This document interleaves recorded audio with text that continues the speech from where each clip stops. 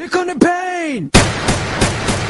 Number one, don't go against the grain. Where Brooklyn at? Where Brooklyn at? Where Brooklyn at? Where Brooklyn at? Sunday, hip-hop gamer show. Ain't nothing else to do. Game up. It's the hip-hop gamer show.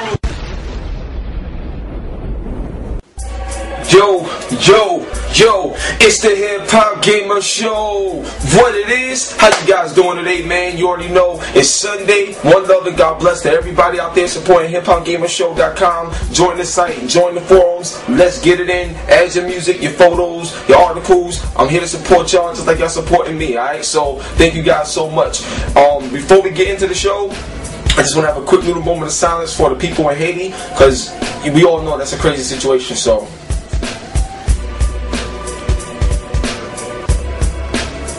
There it is. One love and God bless to them.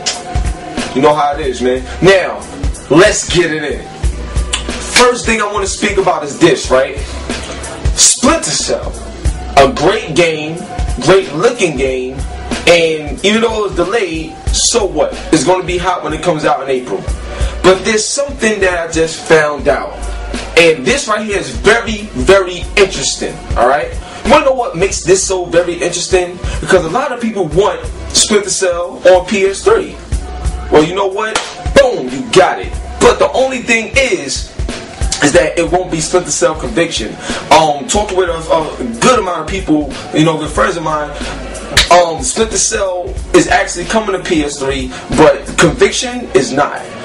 And Conviction is not. And Splinter Cell is going to be a franchise. This whole Conviction is the beginning of a new franchise. So it's not just another Splinter Cell in the series. No, this is a brand new Splinter Cell franchise that's going to continue. And it's going to continue on multi-platform. But this one right here is exclusive. So it's kind of weird because it's kind of like how Grand Theft Auto was on the PS2. It started out PS2 only and built that fan base to make it synonymous with the PlayStation, but now it's multi-platform. So it seems that Splinter Cell, Ubisoft decided to go that same route. So expect an announcement on it. I don't know how soon or whatever, but expect an announcement on it. If anything changed, you know, I'm gonna let you guys know what changed. But as of right now, Splinter Cell is coming to PS3, but just not Conviction. It's crazy right now. I'm telling you, I was like, what? It's on. So I'm not sure if they're gonna do anything special with the PS3 version or anything like that. But I tell you this, they want to make a game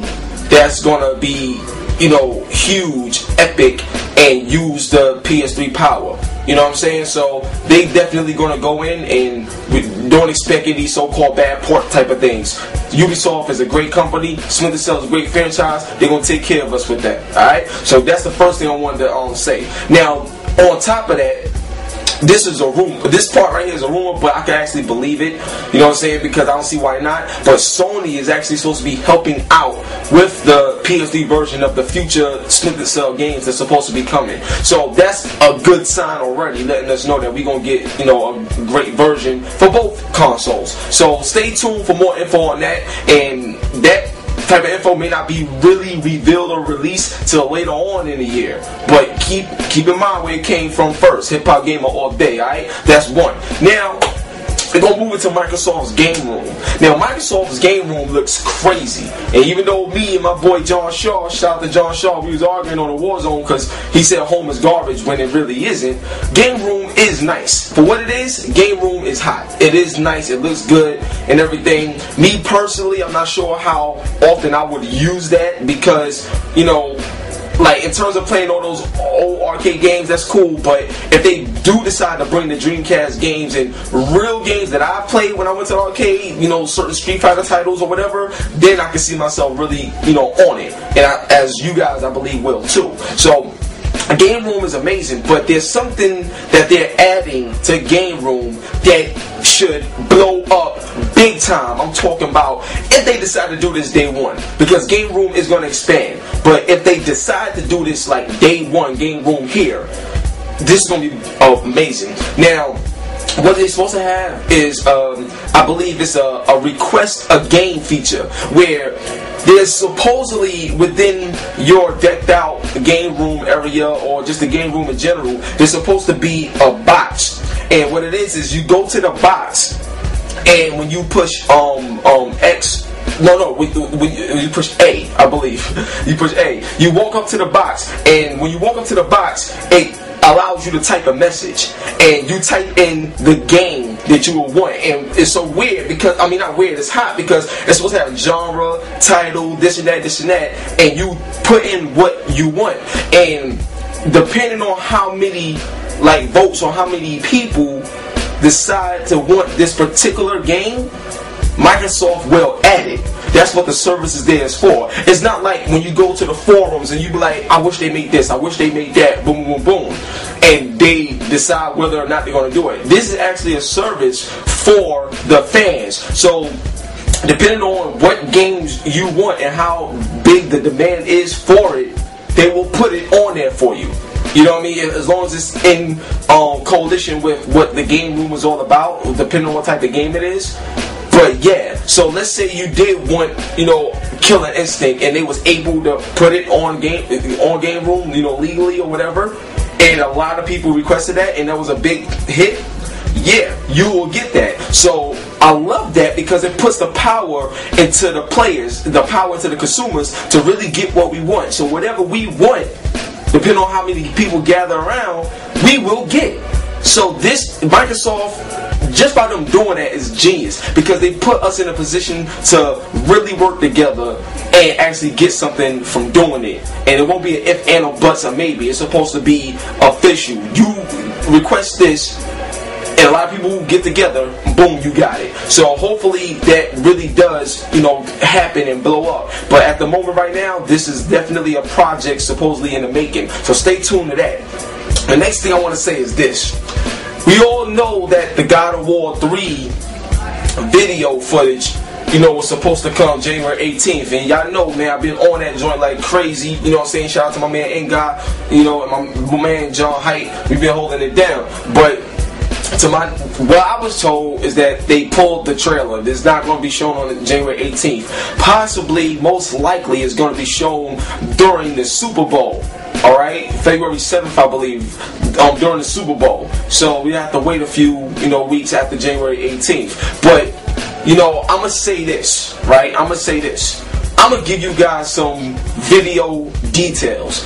And the reason why I'm doing this is because I'm for the people. I'm for the gamers, you know what I'm saying? And whether you hate it or love it, I'm going to keep it raw and rugged. So you don't believe me? 2 tears in a bucket. You know what I mean? Let's do it. But anyway, check this out. The video details, I'm going to tell you guys right now. God of War 3 runs 60 frames per second, right? Now, I was told that there's certain parts where it may go to 30 frames per second, but you won't even notice a difference because of so many things going on screen. But for the most part, or possibly throughout the entire game, in terms of tweaking and polish, 60 frames per second on God of War 3, alright? And trust me, it looks unbelievable. It looks like reality when you're playing the game. It's amazing, okay? That's one. Second detail, in terms of the graphics, they added self-shadowing and they added more detail to Kratos' character in terms of like the dents in the muscles and everything like that. And even though you saw the screens recently, when you see it in person or you playing it, it's 10 times better than what those screens are. It really gets that deep into detail and it's so solid. And another thing is that, I'm not sure, I think it's anti-aliasing full screen or whatever. They added so much of that. There's not 1 inch piece of a jaggy. Nothing. It looks straight up out of a movie. Like you went to the movie theater and sit down and watch somebody play God of War to the end. That's what you would want to do with this game. That's how amazing it looks, right?